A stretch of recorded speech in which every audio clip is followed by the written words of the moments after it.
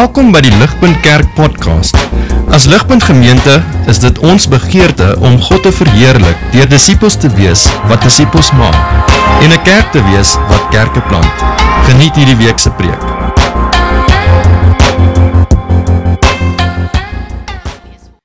En sosiale isolasie as gevolg van rigiede eetgewoontes. Dan is dit ironies dat die vegan se toewyding tot gesondheid die teenoorgestelde effek het. Dis 'n ironiese voorbeeld. Of as iemand hulle troue van buite af na binne toe skuif omdat hulle bang is dit gaan reën en dan bars 'n pyp binne en dan oorstroom die troue. Dit is ironies. En so wat Alanis maar sê verduidelik, haar voorbeelde is nie ironies nie, maar waarin sy reg is die lewe is ironies. Is baie interessant, die tegniese fout wat sy gemaak het oor haar verstaan van ironie, het oor tyd gelei tot meer sukses as wat mense sou verwag. Om die waarheid te sê, haar lied is nou al meer as 500 miljoen keer op Spotify gespeel, vandat mense uitgevind het, dit is nie ironiek nie. So ironies het haar fout gelei tot meer sukses. En so, wat baie keer lyk soos 'n totale mislukking, lei baie keer tot sukses. En vandag sien ons die ironie van die kruis. Dit wat lyk soos 'n mislukking, is in die waarheid 'n oorwinning. Daar's hoop vir ons opgesluit in hierdie teksgedeelte. Ek dink soos wat ons Jesus volg op die kruispad, voel ons as Christene baie keer magteloos, ons voel verneder, ons voel nie in staat om onsself of ander mense te red op die manier wat ons graag sou wou nie. Dit is die pad wat Jesus gestap het. Die pad wat Jesus gestap het op die kruis is vernederend, hy lyk magteloos, hy word gespot omdat hy homself nie kan red nie. Maar hy vertrou sy Vader en hy volhard in die pad na die kruis toe. Dit lyk soos 'n mislukking, maar dis 'n oorwinning in wording. Met die eerste oogopslag lyk die kruis rampspoedig. Maar as ons dit van nader beskou en na God se woord kyk, dan kan ons sien, God is besig om die wêreld op 'n wonderbaarlike manier te red. En so ons gaan na die teksgedeelte kyk onder twee opskrifte. Ons gaan in vers 27 tot 31 kyk na gespot as koning en dan 32 tot 44 oorwinning deur swakheid. So ver in die reeks, net vir die wat dalk nie hier was nie, so ver in die reeks het ons gesien hoe die godsdienstige leiers saamgesweer het om Jesus te arresteer en dood te maak. Ons het gesien hoe die disippels sien wat gebeur en weghardloop. Ons het gesien hoe Kajafas Jesus veroordeel. Ons het gesien hoe Pilatus Jesus oorhandig aan die soldate. Ons het gesien hoe die skare Barabbas, verlede week het ons gesien hoe die skare Barabbas bo Jesus verkies. Die mense kies die skuldige een bo die onskuldige een en dit loop vandag uit op die kruis. Soveel mense, soveel foute en dit bring ons by die kruis. Nou in vers 27 tot 31 sien ons hoe Jesus gespot word as koning. Die soldate bespot hom, hulle trek sy klere uit, hulle trek vir hom 'n mantel aan, 'n rooi mantel as royalty. Hulle sit vir hom 'n doringkroon op. Hulle gee hom 'n rietstaf en dan maak hulle asof hulle aan hom hulde betoon. Hulle buig voor hom neer en hulle sê, "Hail the King of the Jews," en dan slaan hulle hom met die riet en hulle spoeg hom en ons sal nou sien in die Ou Testament, hulle het sy baard getrek, hulle verneder hom, hulle bespot hom as die koning. En so wat behoort ons te sien soos wat ons na hierdie toneel kyk in vers 27 tot 31? Die Ou Testament, soos wat ons al klomp kere in Matteus gesien het, is die sleutel vir ons om te verstaan wat hier aan die gang is. In die Ou Testament, in Jesaja, is die profeet, verduidelik die profeet, hy noem eerstens vir Israel die seun van God, die dienaar van God. Maar die dienaar Israel, wat veronderstel was om 'n lig vir die nasies te wees, faal, want Israel is ontrou. En dan profeteer Jesaja van in die dienaarsliedere van 'n dienaar, die dienaar wat sal kom om verlossing te bring vir die wêreld. Verlossing deur selfopoffering. En ons sien in die derde dienaarslied hoe hierdie bespotting homself uitspeel. Ons sien hoe die bespotting homself uitspeel, hoe het voorspel is dat Jesus so bespot sou word. En ons sien weerskante van die bespotting, sien ons wat Jesus gedink het, soos wat hy aan die kruis gehang het. En so kom ons lees dit saam. Kom ons lees Jesaja 50 van vers 4 af saam. In vers 6 sien ons die bespotting, vers 4 en 5 sien ons wat Jesus gedink het en weer na 6 en 7. So hierdie is wat gebeur. Hierdie is Jesaja 50 wat voorspel is wat sou gebeur. En hierdie is wat Jesus dink, soos wat hy aan die kruis hang. Dit is my Heer, Adonai, die Here, Yahweh, wat in my 'n vaardige tong gegee het, sodat ek kan weet hoe om vermoeides met 'n boodskap op te beer. Elke oggend maak hy my wakker. Hy wek my oor om soos 'n leerling te luister. En so dit is wat Jesus dink soos wat hy aan die kruis hang. Hy dink hy is besig om toegerus te word om deur die bespotting om ons te kan bemoedig soos wat ons bespotting verduur. Soos wat ons deur vernedering gaan, word Jesus aan die kruis in staat gestel om ons te bemoedig. Kom ons lees aan vers 5. My Heer, die Here, het my ore oopgemaak en ek was nie opstandig nie. Terugdeins het ek nie. My rug het ek gehou vir die wat my slaan en my wange vir hulle wat my baard uitblik. My gesig het ek nie verberg vir smaad en speeksel nie, vir beledigings en spoeg nie. En so die bespotting wat Jesus ontvang, die marteling wat Jesus ontvang en verduur, help ons. Dit is om hom in staat te stel om ons lewens te verstaan en met ons te kan simpatiseer en om ons te kan bemoedig. En hy kan dit doen, want kyk waar is sy vertroue. Dit is die Heer, dit is my Heer, die Here, wat my te hulp kom. Daarom voel ek nie verneder nie. Daarom het ek my gesig soos 'n vuurklip gemaak. Ek het geweet dat ek nie beskaamd sou staan nie. En so Jesus beleef al die goedes aan die kruis, of op pad kruis toe op hierdie stadium nog. Hy beleef al die goedes soos die soldate hom martel, en hy vertrou en volhard dat God besig is om sy doeleindes te bereik. Dit wat die soldate van hom sê, is ironies besig om waar te word. Hy is ironies besig om die koning te wees. Wanneer hy stof gaan lê en ons kyk terug na die kruis, dan is dit baie duidelik, Jesus is nie verneder nie, hy is verheerlik soos wat hy homself vir sy mense neergelê het. Hulle bespot hom as koning, want hulle voel asof hulle mag oor hom het. Maar hy is die een wat besig is om bekroon te word as koning, want hy is besig om sy mense te red.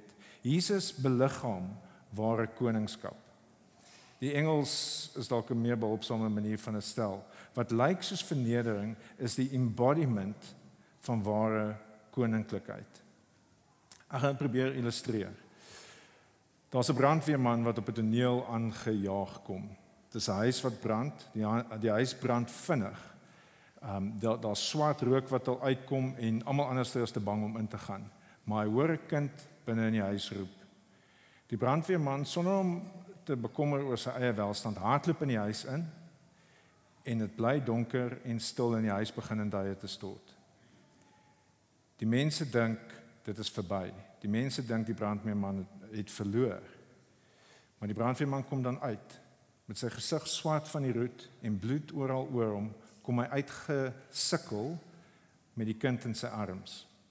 Die mense wat daar rond staan, spot hom. Hulle sê vir hom: "Kyk hoe lyk jy? Jou gesig is vol roet, jy's swart, jy loop snaaks." Sien, die brandweerman is besig om as redder uit die vertrek uit te tree. Hy is besig om 'n redder te beliggaam en die mense sien net dat dit lyk asof hy val. En so Jesus is besig aan die kruis, soos wat die soldate hom bespot net voor die kruisiging, is hy besig om as koning op te tree. Hy beliggaam ware koningskap. En so wat beteken dit vir ons, die van ons wat Jesus as ons koning sien? Hoe behoort ons dan teenoor Jesus op te tree, as dit die waarheid is van wat hy daardeur gegaan het? Ek dink die eerste ding wat ons behoort te doen, is ons behoort met opregte eerbied teenoor Jesus op te tree. Jesus het homself laat verneder vir ons onthaalwe. Dis soos as jy by die werk verby die boardroom loop en jy hoor hoe jou baas se baas op hom afgaan oor 'n fout wat jy gemaak het. Jou baas gooi jou nie onder die bus nie, jy hoor van buite af. Jou baas gooi jou nie onder die bus nie. Hy vat die vernedering, hy vat die straf en hy doen niks nie. sodat jy okay kan wees. Hoe sal jy teenoor jou baas optree as hy nie eens vir jou sê nie? Jy kom net agter, hy is agter die skerms besig om jou te beskerm en vir jou goed te wees. Natuurlik sal ons dankbaar wees. Ons sal met respek teenoor ons baas wil optree. En ons sal self ook bereid wees om selfopofferend op te tree vir daai baas.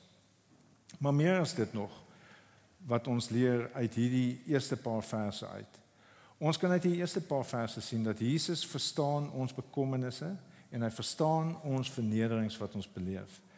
God gee vir hom, soos wat hy die vernedering beleef, gee vir hom 'n oor om te hoor en 'n tong om ons te bemoedig. En ek dink nogal, baie van ons as groot mense verstaan belediging, maar ek dink ons kinders, wanneer hulle as Christene wil optree, wanneer hulle besig is om te wil goed doen, kan baie keer vernedering op 'n baie diep manier beleef. Ek dink baie keer by die skool, as 'n kind nie saam met die stroom gaan van om ander kinders te bespot nie, en hulle wil iemand wat bespot word beskerm, dan beleef hulle vernedering. Of as hulle nie self iets wil doen wat die ander doen nie, want hulle sê dit is verkeerd om dit te doen, dan beleef hulle vernedering. En so ons kinders weet baie keer hoe dit is om die regte ding te wil doen en te verneder te word daarvoor. Maar ons as groot mense is nie sonder dit nie. Wanneer ons 'n goeie ding by die werk wil doen, kan ons maklik verneder word. Of wanneer ons tussen ons vriende nie die verkeerde ding wil doen nie, kan ons baie maklik verneder word. Jesus verstaan ons vernedering. Hy verstaan vernedering op 'n baie, baie diep manier. En ons kan na hom toe kom vir bemoediging. Ons sien in Hebreërs 4 presies dit. Ons sien dat Jesus verstaan ons swakheid. Hebreërs 4 vers 15 sê, want ons het nie 'n hoëpriester wat nie medelee met ons swakhede kan hê nie, maar een wat soos ons in alle opsigte versoek is en sonder dat hy gesondig het. Laat ons dan met vrymoedigheid na die troon van genade nader, sodat ons ontferming en genade kan ontvang om op die regte tyd gehelp te word. En so Jesus bemoedig ons soms deur 'n preek, soms bemoedig hy ons deur die liedere wat ons gesing het. Ek wens ons kon meer sing vandag, want dit het my geweldig bemoedig. Soms bemoedig hy ons deur gebed, soms ander mense se gebed, soms ons eie gebed. Soms bemoedig hy ons deur, soos wat ons na ons kinders se geloof kyk, of ons vriende se geloof kyk, en dit bemoedig ons. God het Jesus oorgelewer aan die soldate, sodat hy presies kan verstaan waardeur ons gaan, en sodat hy ons kan bemoedig, sodat ons kan volhard en God kan vertrou, dat God weet waarmee hy besig is. Jesus word bespot as koning, maar ironies genoeg word hy bekroon as ons koning. Ek gaan dit weer in Engels, die Engelse woorde lui so half net die klokkie 'n klein bietjie anderster. Hier is wat ons sien ter opsomming in vers 27 tot 31. Jesus is min gepla oor die optics van die verlossing. Jesus gee baie meer op van die substance van wat 'n ware koning is. Jesus is 'n ware koning, hy's 'n goeie koning, en ons sien dit in vers 27 tot 31. Tweedens, in vers 32 tot 44, sien ons Jesus behaal die oorwinning deur totale swakheid. Dit is die swakheid, dis die fisiese swakheid van Jesus wat gekommunikeer word in daai verse. Dis weer eens baie ironies. Ons sien eerstens Jesus kan nie sy kruis self dra nie, hy het hulp nodig. Hy het Simon van Sirene nodig om te help om sy kruis te dra. Hy is fisies baie swak, die Jode het hom geslaan, die Romeine het hom gegeesel, hy is dors, hulle gee vir hom iets wat nie lekker is nie, hy probeer dit drink, maar hy proe, dis wyn en asyn, en dan drink hy dit nie. Hulle vat sy klere, daar's niks wat hy kan doen om sy klere te beskerm nie, hy kan nie sy eiendomsreg beskerm nie. Die soldate bespot hom, hulle sit 'n aanklag bo hom, hulle probeer hom verneder deur te sê, hy is Jesus, kyk hier die ou in die kruis, hy is Jesus, die koning van die Jode. En hy word nie in 'n paleis gehang nie, hy word tussen die kriminele gehang, hy word geag om 'n krimineel te wees. En soos wat die mense verbyloop en hulle kyk na hierdie tragiese toneel, hierdie bespotting, kan hulle nie help om hulle koppe te skud vir hierdie ou wat gedink het hy is die koning nie. Hulle grap met hom en hulle spot hom. Hy is die koning, maar kyk hoe verneder die Romeinse soldate hom. Hulle speel met hom soos met 'n speelding. Hoe belaglik, hoe swak, kan iemand wees. Hulle gebruik sy eie woorde teen hom, vers 40. Jy wat die tempel afgebreek het en in 3 dae opbou, as jy die seun van God is, red jouself en kom af van die kruis af. In hierdie kommentaar drup van ironie. Dit drup van ironie, want dit is juis omdat Jesus besig is om ander te red, dat hy nie homself red nie. Dit is juis omdat Jesus die seun van God is, dat hy aan die kruis bly. Maar hoe weet ons verseker dat hierdie oënskynlike nederlaag, hierdie rampspoedige gebeurtenis van die kruis, die swakheid wat ons sien, hoe weet ons dit is 'n oorwinning? Weer eens, die Ou Testament help ons om te sien hoe hierdie gebeurtenis 'n oorwinning is. En ek gaan vra dat Pieter weer vir ons daai tabel opsit asseblief. So al die versies in Matteus, daar's meer as hierdie is net 'n paar verwysings uit die Ou Testament wat vir ons die konteks gee. So ons Matteus 27 vers 34 is 'n ekho uit Psalm 69 vers 21. Hy het vir my gif gegee vir spys en in my dors het hulle my asyn laat drink. Psalm 22 vers 35 is Psalm 22 vers 19. Hulle verdeel my klere onder mekaar en hulle lood oor my boklere. Vers 38 is Jesaja 53, omdat hy sy lewe blootgestel het aan die dood en by oortreders gereken is. Vers 39 en 40 is Psalm 22 vers 8. Almal wat my gesien het, dryf met my die spot, hulle gryns en skud die kop. Vers 41 tot 43, Psalm 22 vers 9. Wend jou tot die Here en laat hy hom bevry. Laat hy hom red as hy hom goedgesind is. Matteus 27 vers 44, Jesaja 53 vers 3. Hy is verag, deur mense verlaat, 'n mens van smarte, bekend met siekte, soos iemand vir wie 'n mens jou gesig verberg. Hy is verag en ons het hom nie geag nie. En so wat is Matteus besig om vir ons te sê? Dit is baie duidelik, hy het 'n baie ryk Ou Testament agtergrond in sy kop soos wat hy doen. Hy is besig om vir ons te bewys dat Jesus is nie swak nie.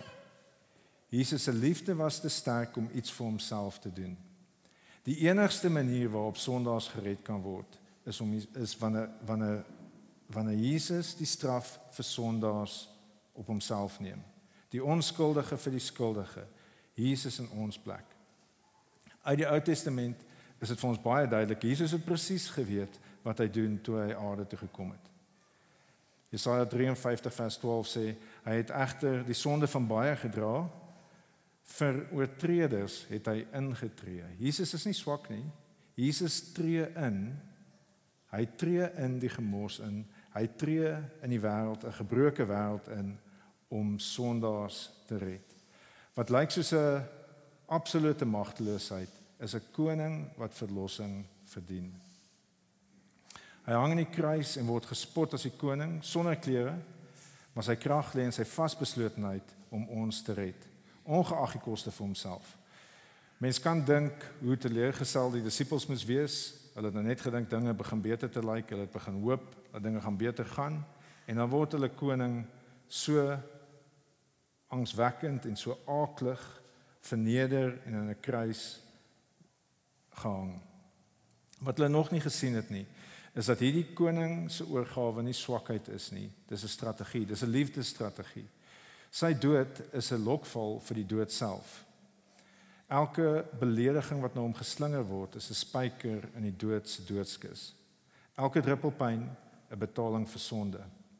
Terwyl die skare spot, hy het ander gered, hoekom red hy nie homself nie? Spreek hulle 'n dieper waarheid. Dit is juis omdat hy nie homself red nie, dat hy ander kan red. En in daardie oomblik, vanaf 'n plek van totale swakheid, naak, bloeiend, sterwend, word die grootste oorwinning in menslike geskiedenis behaal.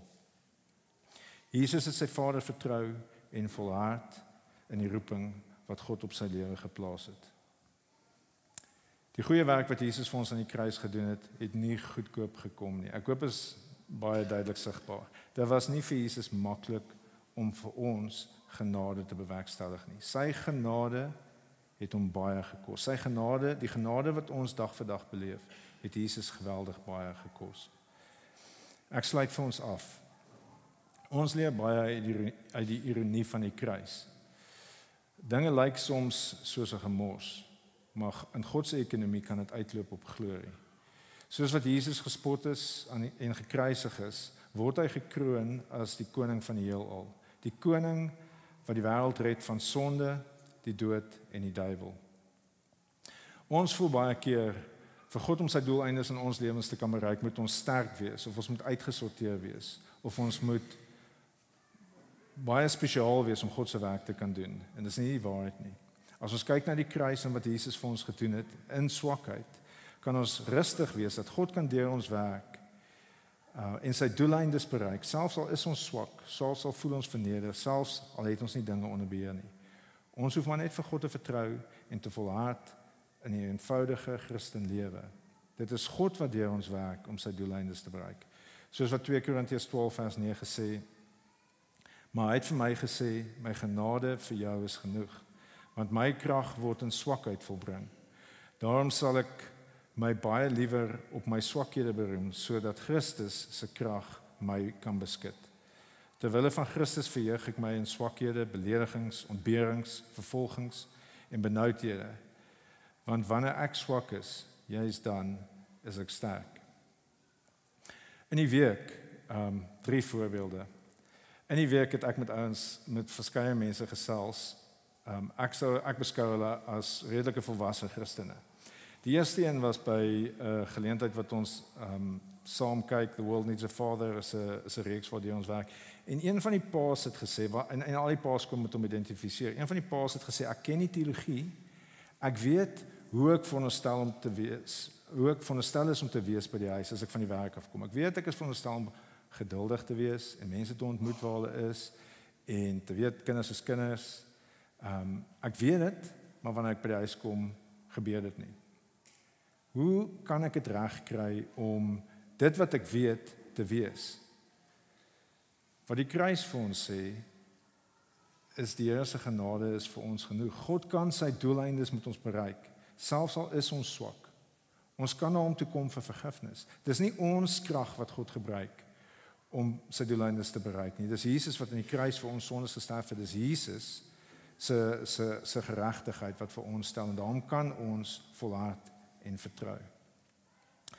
Die tweede persoon wat gekommunikeer het dat sy sukkel met swakheid, is 'n vrou wat sê sy weet sy moet haar identiteit in Jesus vind. Sy moet haar identiteit vind in God se liefde vir haar.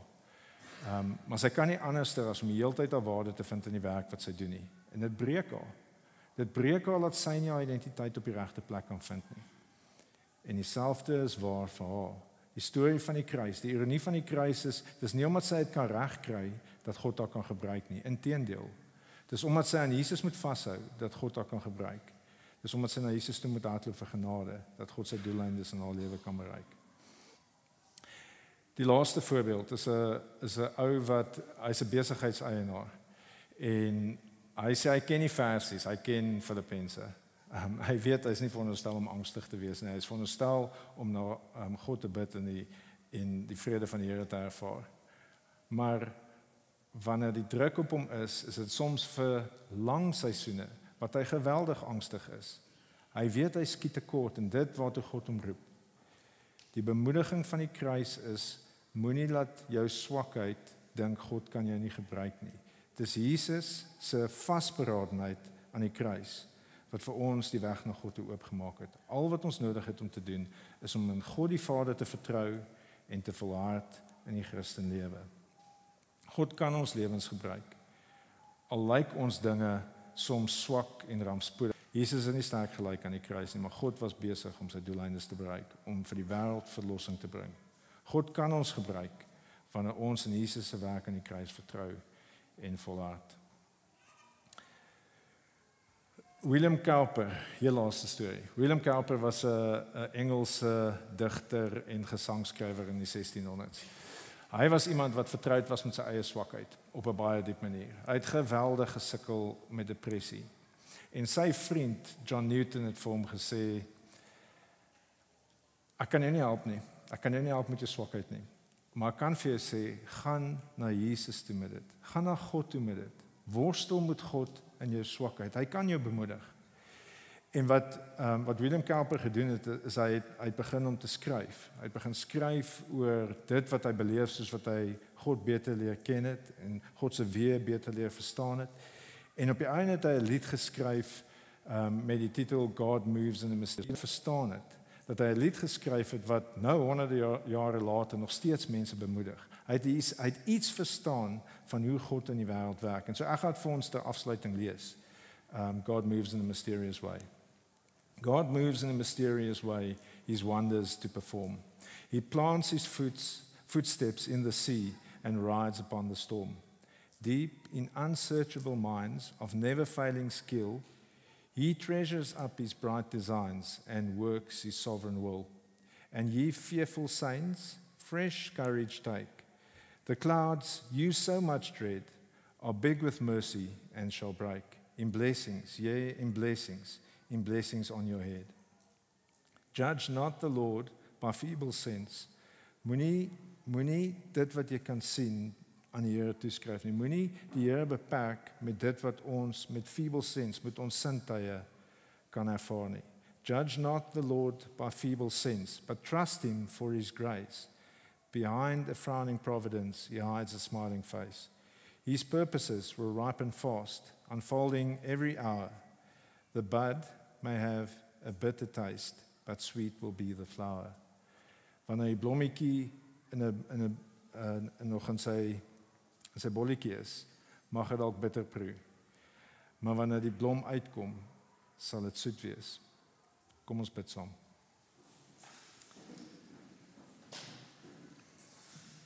Vader, ons dankie vir die kruis. Ons dankie vir die manier waarop U vir Matteus in staat stel om ons te help om die kruis op 'n ander manier te sien. Vader, dit wat vir ons lyk soos 'n rampspoedige vernedering en 'n verlies. Vader, ons kan sien hoe U dit gebruik het om vir ons hoop te gee, om vir ons na U toe te bring, Vader, sodat ons U kinders kan wees. Vader, dankie vir Jesus. Dankie vir wat Jesus vir ons in die kruis gedoen het. Dankie vir die bespotting wat hy ervaar het. Dankie vir die swakheid wat hy beleef het om ons te red. Vader, sal U ons help om na Jesus toe te kom vir bemoediging, wetende dat hy verstaan ons vernederings, hy verstaan ons swakheid, hy verstaan die pyn wat ons beleef.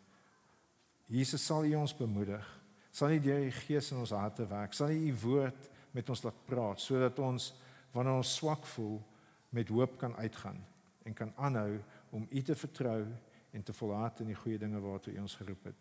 Dankie vir die kruis, mag dit die ding wees waar rondom ons lewens afspeel. Ons vra dit in Jesus se wonderlike naam. Amen. Vir meer inligting oor Ligpunt Kerk, besoek gerus ons webwerf op www.ligpunt.com of kontak ons gerus by info@ligpunt.com.